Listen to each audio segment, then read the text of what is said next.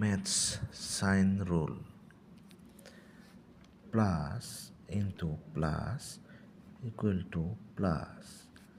Plus into minus equal to minus. Minus into plus equal to minus.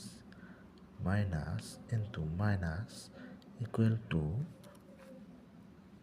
plus.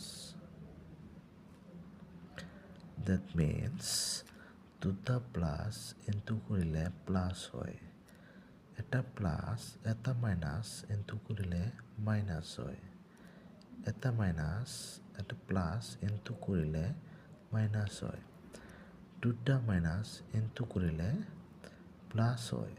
মানে প্লাসে প্লাসে plus, প্লাসে মাইনাসে মাইনাস, মাইনাসে প্লাসে মাইনাস, মাইনাসে মাইনাসে প্লাস হয়।